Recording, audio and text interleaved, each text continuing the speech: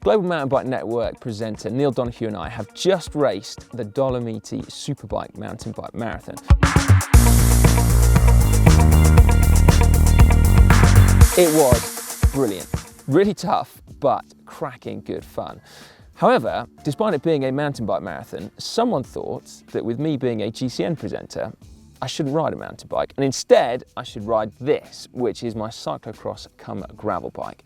Now you can find out exactly how we got on, and in fact whether I managed to salvage any honour at all for GCN by checking out the full video over on GMBN. But I thought that given how hot a topic gravel bikes are right now in our little world, that you might want to know a little bit more about my bike, complete with thick layer of Dolomite dust on it, the components that I've chosen, and how it's all fared. Okay, so the frame is a Trek aluminium Crockett and it's got a full carbon fork on there. Very much a cyclocross bike. However, given how versatile cross bikes are, Trek have made just a couple of tweaks to take this well beyond the confines of just a cyclocross course. So the clearance is boosted for tyres up to 40mm wide. And then the other really neat feature is over on the dropouts over there. So they're adjustable, which means that you could, if you wish, run it as a single speed, but then it also means that you can tweak the geometry of the bike. So you can turn it from a really agile machine into something a lot more laid back, relaxed, and a true gravel grinder. The main question for me though was the gearing. So the Dolomiti SuperBike has 3,300 meters of climbing in it over the course of 113 Ks. And you might get the impression, given our location, which is actually the top of the final climb, that it probably wasn't easy. So I went for SRAM Force 1 bike, which as you can see has just a single chainring up front. I went for a 38 tooth option, and that's paired with this 10 to 42 cassette out the back, which is frankly a bit of a monster. But 38/42 gives me a really, really easy low gear, and I could actually comfortably turn the pedals right down to 6 kilometers per hour without feeling the temptation to get off and walk. At least everyone around me is walking. All right, okay, so I did walk for one little bit, but so were all the mountain bikers around me, so I didn't feel too bad.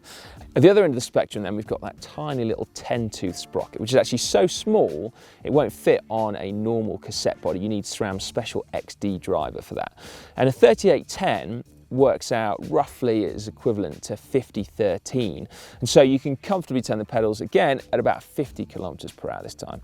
And admittedly, with a large cassette like that, you do have slightly bigger jumps between the gears, but when you're riding off-road and you are going that bit slower, you don't actually notice it. And then when you are on the road and you're further down the cassette, the jumps between the cogs are that bit smaller.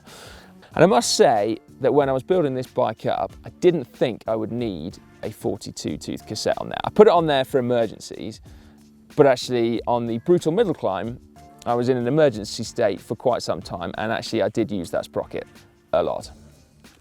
Now, if you're not familiar with SRAM's one-ply technology, then I'd probably better explain how it works, because if you were to just remove your front derailleur and a chainring, then your chain would fall off about every 30 seconds. And I know that firsthand because I did it back in 1998. So what SRAM did, firstly on mountain bikes, before then migrating the technology across to drop bar bikes, is to launch a two-pronged attack. So firstly, the rear derailleur has what's called a clutch in it. And effectively that just holds your chain extra tight to stop it bouncing off. But it is much, much tighter because actually as a brilliant side benefit, you don't get any chain slap anymore. So you have a completely silent bike. Then secondly, the chainring is also really quite different. So it's called a narrow wide chainring, and that's because the teeth alternate between being a narrow profile and a wide profile to fit much more tightly with the correspondingly narrow and then wide links on your chain. It is, I think you'll agree, a pleasingly simple system, and it looks super clean, particularly when you get rid of your front derailleur, your chainring, and all the associated clutter that goes with it, like chain catcher and also front derailleur mount. Naturally, I've gone with disc brakes. They are a complete no-brainer when you're riding off-road, given how often you encounter crappy conditions. But it also meant that I was able to use these beautiful new Zipp 303 disc-specific wheels. They've got a slightly wider rim bed, so 21mm, and that's able to then really support the larger tyres that I was running. And they're also tubeless compatible as well. I did, however, choose to run Continental CycloCross tyres rather than a wider gravel-specific tyre. And they're not tubeless specific, so I did put inner tubes in them. But I only punctured twice, which I think is pretty good going given the conditions that were out on the course. With the benefit of hindsight though, I probably would have spent a little bit of time trying to see whether they could be made to work tubeless, so effectively bodge them, just so you can then make the most of the wheels. Other bits I thought you might be interested in, so the Fizik Cyrano handlebar. I went for their compact bull option. I always choose a compact bar when I can, because I like not having much of a difference between all my hand positions, particularly when off-road. And these are also slightly wider than I tend to run normally. These are 44 as opposed to 42 centimeters wide, just because you get that little bit more control when you are running wider handlebars. Then the other thing, I've got to say a big thank you to Fizik, because they colour matched this Tundra saddle to match the bike, which is quite a treat, I think you'll agree. So how did I get on then? Well, you definitely need to check out the full video over on GMBN, but I did get round. It's not a gravel bike race, it is a mountain bike race. And so there were a few, more than a few, really quite sketchy moments. Like for example, quite near the beginning, where I actually found myself right near the front of the bike race after the first climb.